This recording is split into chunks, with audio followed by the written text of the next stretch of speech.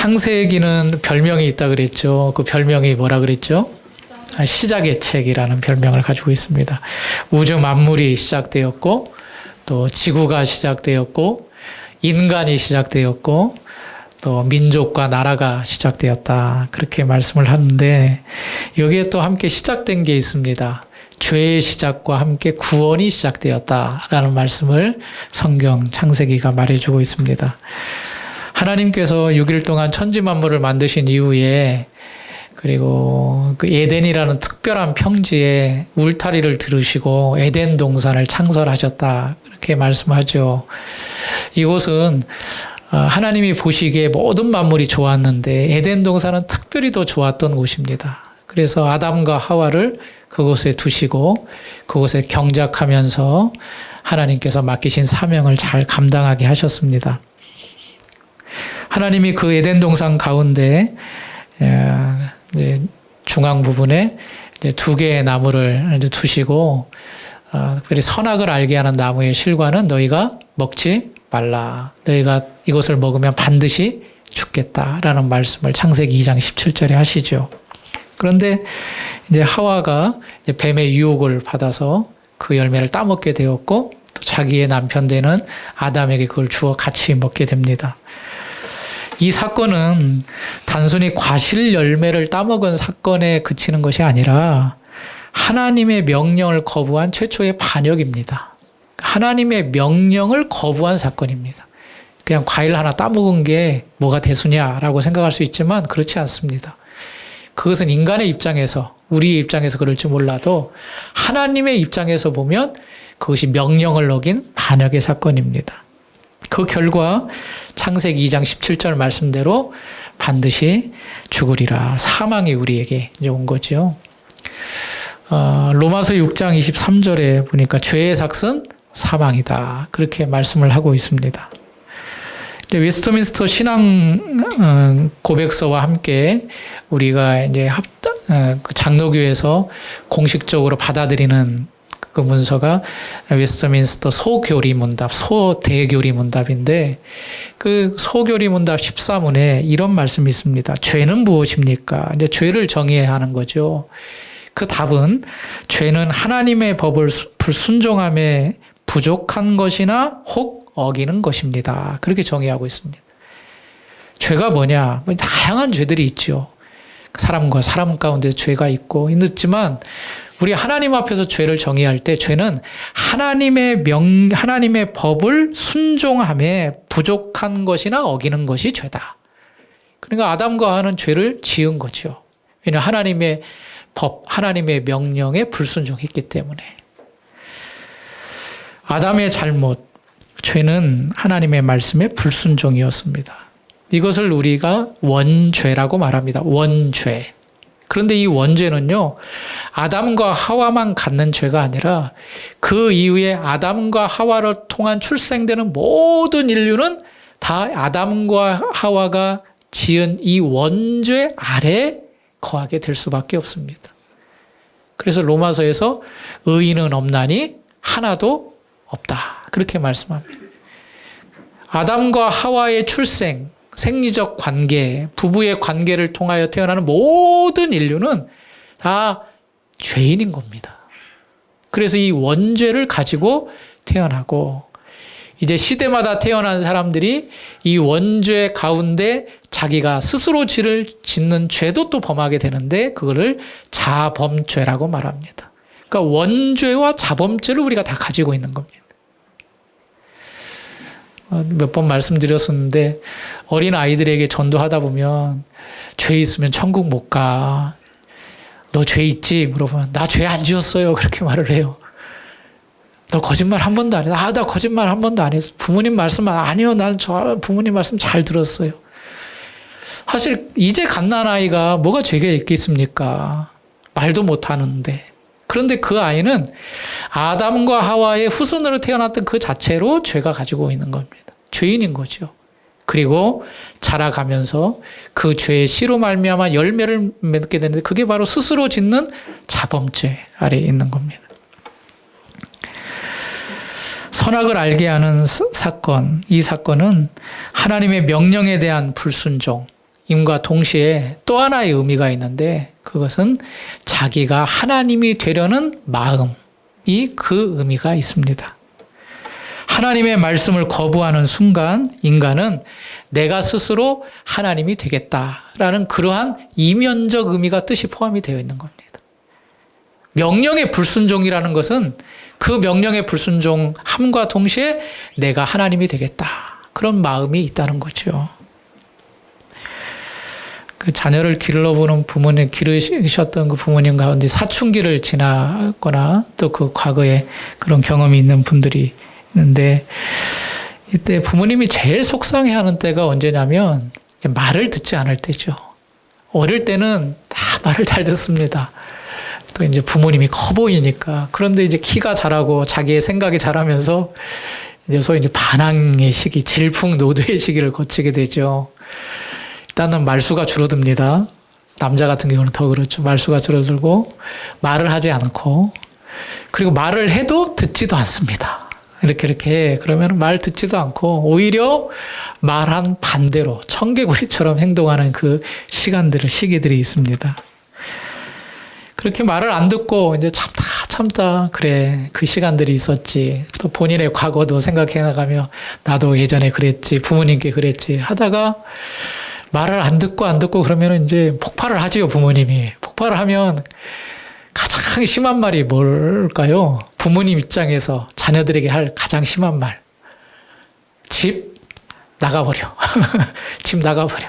너 같은 애 필요 없어. 너 아들로 생각 않고 딸로 생각 안 할 테니까 집 나가버려. 이거 뭡니까? 부모님과 자녀의 관계를 끊어버린다. 그런 거죠. 너 집 나가버려라. 어찌 보면 속상하니까.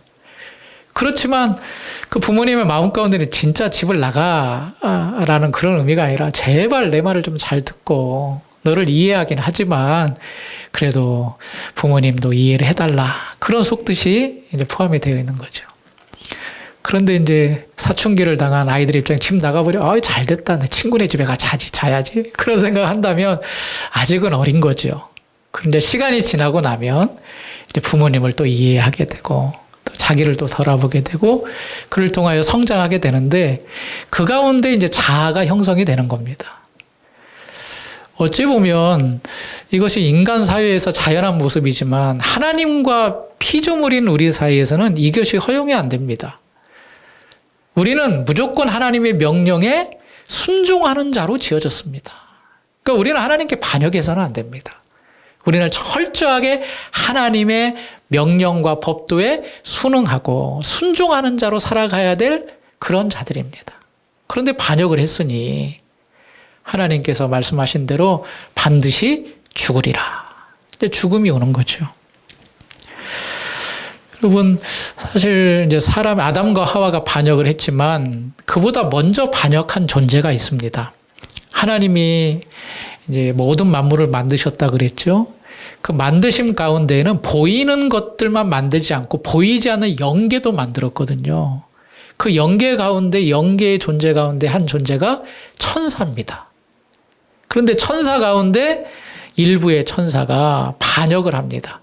그게 성경에 자주 등장하는 사탄입니다. 마귀. 그러니까 영계에서 반역이 먼저 일어났고 그 반역을 한 존재가 이제 하나님의 형상을 따라 지음받은 아담과 하와를 유혹하는 거죠. 야, 너도 반역해. 너 이거 먹어. 하나님의 명령? 이거 너 먹으면 하나님과 같이 되는 거야. 그렇게 해서 반역한 존재가 아담과 하와를 반역하게 만들어버려서 결국에는 그러한 죽음이라는 결과를 우리가 얻게 된 겁니다. 그런데 하나님은요, 이 불순종한 아담과 하와를 그 자리에서 죽이지 않으십니다. 반드시 죽으리라고 했으면 네가 선악을 알게 하는 과실을 먹었구나. 이리 나와라. 하고 죽일 수도 있는데 그렇지 않고 성경을 3장을 쭉 보시면 먼저는 찾으십니다. 쭉 네가 어디 있느냐 찾고 그리고 그들이 나와서 왜 이렇게 됐느냐라고 이유를 설명하고 이유를 듣고 그리고 뱀과 여자와 아담에게 차례차례로 저주를 말씀을 하십니다. 그래서 뱀은 네가 이제 기어 다닐 거다. 그런 걸 보면 뱀이 원래는 이렇게 기어 다니는 존재가 아니었던 것 같아요. 서 있거나 그러지 않았을까. 그런데 너희는 이제 평생도록 흙을 먹으며 배로 이 땅을 기어 다닐 거고 여자에게는 출산하는 고통을 더하게 할 거다. 그렇게 말씀하시고 남자에게는 수고하고 땀을 흘려야 네가 일평생 먹고 살 수 있을 거다. 이러한 저주를 말씀을 하시면서 놀랍게도 하나님께서 구원의 시작을 알리는 말씀도 하십니다. 그게 창세기 3장 15절의 말씀입니다. 같이 한번 읽어볼까요? 창세기 3장 15절. 네. 찾으셨으면 읽겠습니다. 시작. 내가 너로 여자와 원수가 되게 하고 내 후손도 여자의 후손과 원수가 되게 하리니 여자의 후손은 내 머리를 상하게 할 것이요 너는 발꿈치를 상하게 할 것이라 하시고 이게 굉장히 중요한 구절입니다. 네가 내 명령 지키지 않았으니까 너 죽여버릴 거야. 너는 죽음이야. 라고 했는데 하나님 죽이지 않으시고 오히려 죄 아래에 있는 인생을 구원하시겠다고 말씀하시는 장면이거든요. 여자의 후손으로 이 땅에 태어나서 그 후손이 너의 머리를 상하게 할 것이다. 너 마귀야. 이제 뱀의 저주를 말하면서 말씀하시는 장면이거든요. 네가 저주 받을 거야, 뱀아. 너는 배로 기어다닐 거야. 말하면서 너는 그 여자의 후손의 발꿈치를 상하게 했지만 여자의 후손은 너의 머리를 상하게 할 것이다. 이게 무슨 예언이냐면 앞으로 우리 죄인을 구원할 메시아가 오셔서 십자가에 달려 돌아가셔서 너의 사단 머리를 상하게 할 것이다. 그 내용이 이 에덴 동산에 범죄한 이후에 바로 하나님께서 말씀하신 말씀입니다. 이걸 이제 원시 복음, 최초의 복음이라고 말합니다. 여기서부터 하나님은 이제 구원이 시작이 되는 거죠. 우리 인류가 죄 짓고 난 다음부터 바로 그 죄인을 구원하시기 위한 계획과 일들을 하나하나씩 이루어 가십니다. 이것이 하나님이 죄인을 포기하지 않으시겠다는 복음의 첫 선언입니다. 죄인을 멸망케 하지 않으시고 그 죄인을 구원하시겠다라는 하나님의 마음이 여기에 담겨져 있는 겁니다. 그 성경에 이제 두 군데를 비교하면 이 하나님의 마음을 잘 알 수 있는데요. 오늘 우리가 3장을 봤는데 3장에 에덴 동산이 나오잖아요. 그런데 이 창세기 3장 15절에 앞으로 오실 그 메시아, 예수 그리스도를 생각하면 딱 떠오르는 동산이 하나 있습니다. 혹시 여러분 중에 어디가 제일 먼저 떠오를까요? 예수님 하면 떠오르는 동산. 힌트를 드리자면 십자가에서 달리시기 전에 오르셨던 동산. 어디죠? 겟세마네 동산. 아담과 하와가 있던 동은 에덴 동산인데 구원자 예수 그리스도께서 마지막 밤을 보내셨던 곳은 겟세마네 동산입니다. 이 두 개를 딱 비교하면 얼마나 그 대조가 명확한지 모릅니다. 여러분 에덴 동산은 기쁨만 있었죠. 그것은 완벽한 곳이었습니다. 제일 좋은 것만 하나님께서 두시고 아담과 하와에게 허락하신 동산이에요. 에덴이라는 의미 가운데 하나가 기쁨입니다. 그냥 뭐든지 따먹고 일은 하긴 하지만 그렇게 수고하지 않아도 다 넉넉하게 누릴 수 있는 것. 기쁨입니다. 그런데 예수님이 계셨던 겟세마네 동산은 어떤 곳인가요? 고난과 고통의 동산입니다. 예수님이 마지막 그곳에서 기도하실 때에 어떻게 기도하시는지 한번 보십시오. 누가복음 22장 42절 자막으로 띄워드리겠습니다. 같이 한번 읽어볼까요? 시작. 이르시 아버지여 만일 아버지의 뜻이거든 이 잔을 내게서 옮기시옵소서. 그러나 내 원대로 마시옵고 아버지의 원대로 되기를 원하나 하시니 천사가 하늘로부터 예수께 나타나 힘을 더하더라. 예수께서 힘쓰고 애써 더욱 간절히 기도하시니 땀이 땅에 떨어지는 핏방울같이. 이것을 피하고 싶은 거예요. 아담과 하와는 에덴 동산에서 즐기는 거잖아요. 기쁨으로. 그런데 예수님이 계셨던 마지막 겟세마네 동산에는 하나님, 내가 이 잔 피하고 싶습니다. 죽고 싶지 않습니다. 그러나 내 뜻대로 마시고 아버지의 원대로 뜻대로 하시옵소서. 내가 거기에 순종하겠습니다. 라고 말하면서 기도하시는데 그 기도할 때 땀이 나는데 그 땀이 마치 핏방울과 같았다. 얼마나 간절히 기도하셨는가. 마음의 고통과 내일 당할 그 십자가를 생각하면서 마음의 전심을 향하여 기도했던 것을 보게 되죠. 그러니까 극명하게 대조되죠. 또 하나는 사탄의 시험에 대한 대조인데, 아담과 하와가 에덴에 있을 때 그 하와를 유혹하기 위해서 누가 왔죠? 어떤 짐승이 왔죠? 뱀이 왔죠. 이 뱀은 이제 사탄이 활용한 도구입니다. 그 와서 이제 대화를 하면서, 야, 너 정말 이거 따먹으면 하나님이 죽지 않는다고 했어? 예. 생각해보니까 죽을까 하노라 그랬던 것 같아. 야, 봐. 이거 먹으면 너 하나님과 같이 눈이 밝아져. 그러니까 다시 그 말을 듣고 보니까 보암직도 하고 먹음직도 하고 그리고 그것을 따먹었잖아요. 그러니까 뱀과의 대화 가운데 이 미혹의 말에 그가 넘어가 버린 겁니다. 그러니까 시험이 와서 그 시험을 이겨야 되는데 아담과 하와는 그 시험에 넘어가 버렸죠. 그런데요, 예수님은 마지막 겟세마네에 올라가셔서 뭘 하셨습니까? 기도하셨어요. 기도하셨는데 혼자만 올라가서 기도하신 것이 아니라 베드로와 야고보와 요한 이 세 명만 데리고 딱 올라가셨어요. 그리고 그 제자들에게 이렇게 말씀하셨어요. 너 여기서 깨어 있어라. 그리고 돌 던질 만한 곳에 좀 떨어지셔서 이제 예수님께서 기도를 시작하신 거예요. 1시간 정도 있다 와보니까 이 세 제자가 뭐 하고 있어요? 자고 있는 거예요. 이때 예수님이 이렇게 말씀합니다. 마태복음 26장 40절 자막에 베드로에게 말씀하시되 너희가 나와 함께 1시간도 깨어 있을 수 없더냐. 같이 읽을까요? 시험에 깨어 기도하라. 마음에는 원이로되. 그러니까 예수님은 시험에 들지 않게끔 어떻게 하신 거예요? 기도하셨어요. 그리고 제자들에게도 시험에 들지 않게. 그럼 이 시험은 누가 주는 시험일까요?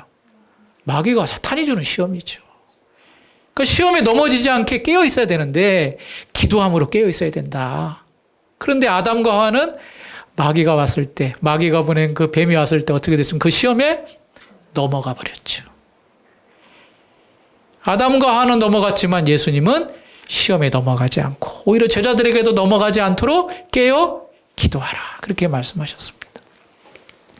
그런데 놀랍게도요, 예수님이 공적인 사역을 시작하실 때에 이제 세례 요한에게 세례 받으시고 광야로 가시잖아요. 성령에 이끌려서.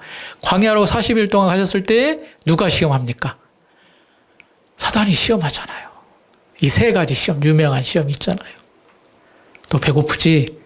네가 하나님이라며 이 돌들 떡으로 만들어. 그럴 때 예수님이 넘어갔습니까? 안 넘어갔죠. 사람은 떡으로만 살 것이 아니라 하나님의 말씀으로 사는 거야. 두 번째는 성전 꼭대기에 올라가서 야, 네 하나님이라며 떨어져 봐. 그럼 천사가 받쳐줄 거야. 그랬을 때도 말씀으로 시험하지 말아라. 그렇게 말했고 마지막 시험에서 천하 만국을 다 보여주며 엎드려 나에게 절여봐라. 내가 다 주겠다 하라니까 그때 마지막으로 사단아 물러가라. 그렇게 예수님이 시험을 이기셨던 거죠. 결국에는 아담은 패배했지만 예수님은 승리하셨습니다. 아담과 하와는 이 사단의 미혹과 유혹에 넘어졌지만 예수님은 그 시험을 이기고 승리하셨습니다. 아담과 하와는 마귀의 종이 되어 모든 인류를 죄라는 불행으로 넣었지만 예수님은 그 시험을 이겨내시고 죄에서 자유를 두시고 생명을 주시게 된 겁니다. 아까도 말씀드렸지만 로마서 6장 23절에 죄의 삭은 사망이요 하나님의 은사는 그리스도 예수 우리 주 안에 있는 영생이니라. 이제 로마서에서는 이 아담과 그리스도를 아주 극명하게 또 사도 바울이 대조해서 설명을 해주고 있습니다. 이 부분 말씀이 좀 긴데 그래도 읽어보는 게 나을 것 같아요. 로마서 5장 12절 말씀. 자막에 있습니다. 천천히 한번 읽어보시죠. 시작. 그러므로 한 사람으로 말미암아 죄가 세상에 들어오고 죄로 말미암아 사망이 들어왔나니 이와 같이 모든 사람이 죄를 지었으므로 사망이 모든 사람에게 이르렀느니라. 한 사람의 범죄로 말미암아 사망이 그 한 사람을 통하여 왕노릇하였은즉 더욱 그 은혜와 의의 선물을 넘치게 받는 자들은 예수 그리스도를 통하여 생명 안에서 왕노릇하리로라. 19절 보이나요? 19절 없나요? 네, 제가 읽어드릴게요. 한 사람이 순종하지 아니함으로 많은 사람이 죄인 될 것 같이 한 사람이 순종하심으로 많은 사람이 의인이 되리라. 여기 계속 한 사람 한 사람이 나와요. 한 사람 때문에 죄가 들어왔고 모든 사람이 죄가 되었다. 죄인이 되었다. 그런데 또 한 사람 때문에 한 사람이 순종함으로 많은 사람이 의인이 되었다. 앞에 있는 한 사람은 누굴 말할까요? 아담이에요. 뒤에 나오는 한 사람은 누굴 말할까요? 이 땅에 인간의 형체, 인간의 몸을 입고 오신 예수 그리스도를 말합니다. 아담과 하와 때문에 우리가 죄인이 되었는데 예수 그리스도의 순종으로 우리가 의인이 되었다라는 것을 극명하게 대조해서 말씀하시면서 고린도전서 15장 45절 기록된 바 첫사람 아담은 생령이 되었다 함과 같이 마지막 아담은 살려주는 영이 되었나니 47절 첫사람은 땅에서 났으니 흙에 속한 자이거니와 둘째 사람은 하늘에서 나셨느니라. 49절 같이 읽을까요? 우리가 흙에 속한 자의 형상을 입은 것 같이 또한 하늘에 속한 이의 형상을 입으리라. 첫 피조물 아담이 생령이 되었지만 죽음에 이르렀습니다. 그러나 둘째 아담인 예수님은 살려주는 영이 되어서 예수님의 부활로 새로운 변화된 존재가 되었듯이 우리도 예수님 안에서 그런 존재가 될 것이다 라는 말씀을 해주고 있는 겁니다. 하나님은 자신의 명령을 어긴 사람을 말씀대로 그 자리에서 죽이지 않게 하시고 오히려 그 죄에서 구원할 구원자를 예고해 주시고 역사 가운데 그 메시아를 보내주셨습니다. 예수 그리스도를 보내셔서 십자가의 사건을 통하여 죄를 해결해 주시고 죄 사함을 얻게 하셨습니다. 우리는 하나님의 구원의 계획을 통하여 그분이 사랑이시며 또 죄인을 불쌍히 여기는 분이심을 알게 됩니다. 이제 오늘 본문이 그것을 정확하게 말해주고 있습니다. 오늘 말씀이. 오늘 3장 21절 같이 읽어보겠습니다. 시작. 3장 21절 여호와 하나님이 그의 아내를 위하여 지어 입히시니라. 여호와 하나님이 가죽옷을 지어 입혔다는 거예요. 이제 이걸 설명하자면 그 앞에 있는 상황을 좀 설명해야겠죠. 그들이 선악을 알게 하는 너무 과실을 먹으니까 눈이 밝아졌어요. 눈이 밝아졌다는 것은 시력이 좋아졌다는 게 아니라 보지 못할 것을 봤다는 겁니다. 그동안에는 안 보였던 거예요. 그런데 이 선악을 알게 하는 나무를 딱 먹으니까 이제 보이기 시작하는데 뭐가 보이냐면 자신의 부끄러움이 보이는 거예요. 이 발가벗은 게 보이는 거예요. 이건 뭐라면 영적인 순수함이 잃어버렸다. 그런 의미로 설명이 됩니다. 영적으로 충만할 때는 이런 육체적 부끄러움이 아니었다는 거죠. 그런데 선악을 알게 하는 나무를 딱 먹으면서 눈이 밝아져서 이제 선과 악을 알게 되는 존재가 되었습니다. 부끄러움이 뭔지를 알게 되었어요. 그러니까 자기가 죄를 지었다는 것을 직감하고 피했잖아요. 피하면서 그들이 한 행동이 뭐냐면 부끄러움을 가리기 위해서 무화과 나무 잎으로 치마를 만들었어요. 중요 부위를 가렸겠죠. 그러니까 부끄러움을 좀 피해 보려고. 그런데 이 옷은 사실 일시적인 옷이었습니다. 부끄러움을 가리긴 가렸지만 일시적으로 가릴 수밖에 없는 옷이었습니다. 왜요? 나무로 만든 옷이었기 때문에. 그것도 치마였습니다. 치마. 여기 치마라는 의미를 생각할 때 쉽게 생각할 수 있는 게 저 아프리카나 오지에 있는 원주민들 생각하면 됩니다. 그들이 어디만 가려요? 중요 부위만 가리잖아요. 그리고 뭘로 가려요? 뭐 나뭇잎이나 뭐 이렇게 나뭇가지 이런 것들로 가리잖아요. 우리처럼 이렇게 좀 온전한 옷으로 가리지 않죠. 그렇게 생각하면 됩니다. 무엇보다도 그의 재질이 나뭇잎이었기 때문에 쉽게 말라버립니다. 제가 개척할 때 저희 친구들이 보내준 나무를 지난주에 드디어 이제 처리를 했습니다. 이게 이 안에다 놔도 날씨가 너무 추우니까 잎이 막 상해가지고 그냥 떨어져 버리는 거예요. 한 절반 이상이 떨어져가지고 이제 5년 동안 그래도 최선을 다해서 갖고 왔는데 정리하자. 그리고 치워버렸습니다. 이 나뭇잎은 아무튼 생명력이 그걸 끊어짐과 동시에 다 말라버립니다. 그러니까 일시적인 거죠. 아담과 하와의 경우 그 치마도 그렇지만 우리도 그렇습니다. 우리가 일시적으로 부끄러움을 가릴 수 있어요. 그런데 영원히 가릴 수는 없습니다. 사람들은 착한 일을 많이 해서 자기가 좀 괜찮은 사람이라고 생각하지만 그것은 우리의 죄를 가릴 수가 없습니다. 물론 사람들에게 칭찬은 받을 수 있죠. 근데 하나님 앞에서는 우리의 부끄러운 죄를 가릴 수가 없습니다. 그걸 말해주고 있습니다. 그러면서 하나님이 그 부끄러움을 오랫동안 가릴 수 있게끔 친히 옷을 만들어 주셨는데 그게 바로 오늘 본문에 말씀하신 가죽옷입니다. 다시 한번 21절 말씀 읽겠습니다. 여호와 하나님이 아담과 그의 아내를 위하여 나뭇잎은 누가 만들었나요? 아담과 하와가 스스로 만든 거예요. 부끄러우니까 빨리 가리자. 그런데 하나님이 나뭇잎 대신 지어주는 가죽옷은 누가 만들었습니까? 하나님이 아담과 그의 아내를 위하여 가죽옷을 지어 입히시니라. 하나님이 친히 지어서 입혀주신 거예요. 그러니까 우리의 부끄러움을 해결할 수 있는 길은 사람이 아니라 하나님밖에 없다는 것이 여기에 또 분명히 드러나게 됩니다. 우리의 죄의 문제는 사람이 해결할 수가 없습니다. 하나님이 가려주셔야 가릴 수 있는 겁니다. 그리고 재료도 분명하지요. 아담과 하와가 만든 거는 쉽게 말라버릴 나뭇잎이었는데 이것은 무슨 옷입니까? 가죽옷입니다. 옷도 옷인데 가죽으로 만든 옷입니다. 특별히 상하지 않으면 가죽은 대대손손 물려받잖아요.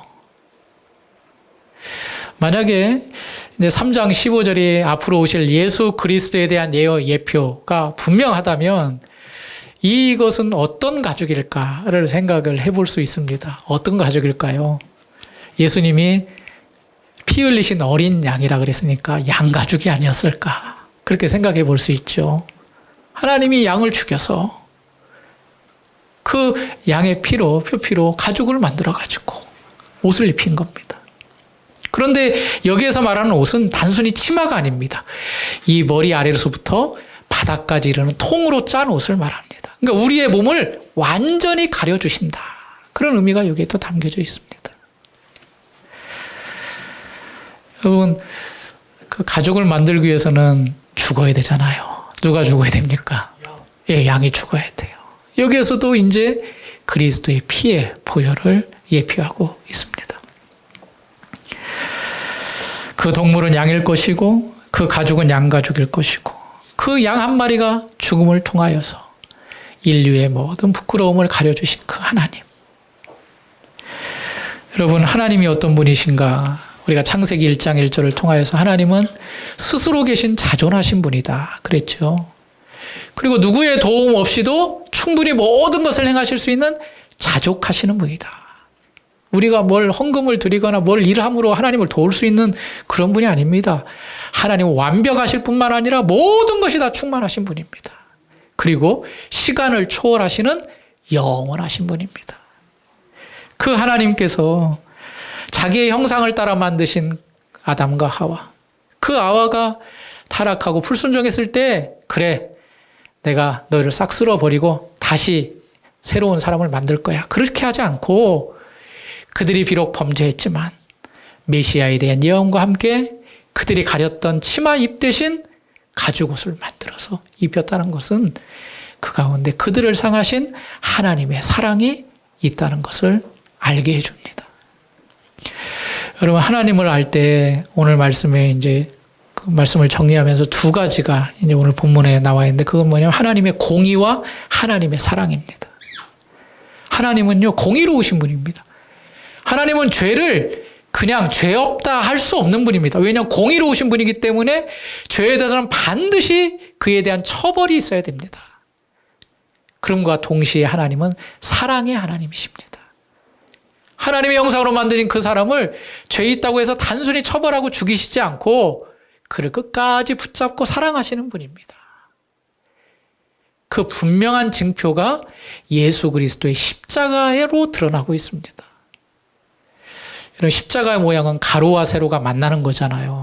가로와 세로가 만나는 것. 이제 이걸 신학적으로 말하면 오늘 제가 드린 말씀대로 하면 하나님의 사랑과 공의가 있는 곳이 십자가입니다. 하나님의 공의 때문에 예수 그리스도께서 죽으셔야 됐습니다. 그러나 하나님의 사랑 때문에 예수 그리스도께서 이 땅에 오셔야 됐습니다. 그게 바로 십자가에서 드러나고 있는 거죠. 우리가 믿는 하나님은 단순히 심판만 하시는 하나님도 아니시고, 우리가 아는 하나님은 단순히 사랑만 하시는 하나님도 아닙니다. 공의와 사랑이 동시에 나타난 그런 하나님임을 우리가 오늘 말씀을 통하여서 깨달아야 된다는 거죠. 공의 때문에 죄의 형벌을 받아야 되고, 하나님의 사랑 때문에 그 벌을 당할 예수께서 이 땅에 오신 것, 그것이 오늘 가죽옷을 통하여서도 우리에게 분명히 보여져 알게 되었습니다. 그럼 이제 아담과 하와가 입은 이 가죽옷의 의미가 그렇다면, 여러분은 이 가죽옷을 입고 계십니까? 라고 이제 마지막으로 질문할 수가 있죠. 여러분은 이 공의와 사랑이 나타난 이 가죽옷을 입고 계십니까? 이 가죽옷을 입은 자가 복된 자입니다. 예수 그리스도의 십자가의 은혜와 공로를 내가 믿는 자가 복된 자입니다. 먼저는 그것을 믿어야 됩니다. 하나님의 사랑이 나타난 이 가죽옷을 아담과 하와에게 주셨듯이 지금도 우리에게 가죽옷을 입히시는 하나님을 믿어야 됩니다. 나의 죄를 용서하시고 나의 죄를 가려주신 그 하나님의 사랑, 그 사랑을 믿는 여러분들이 되시길 바랍니다. 그리고 그 사실을 믿었다면 이제 예수 그리스도로 옷 입은 그 옷을 지키면서 죄와 싸우며 나아가는 자가 되어야 됩니다. 나는 이제 예수 그리스도로 옷 입은 자입니다. 죄가 가려진 자고 죄 용서를 받았으니 이제는 죄와 싸우며 마귀의 미혹과 대적하며, 이제는 하나님을 대적하는 것이 아니라 마귀의 유혹을 대적하며 하나님의 뜻을 이루어가는 존재로 살아야 된다는 거죠.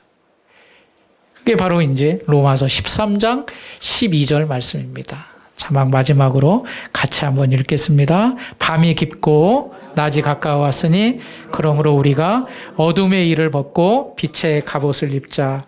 오직 주 예수 그리스도로 옷 입고 정욕을 위하여, 누구로 옷 입으라고요?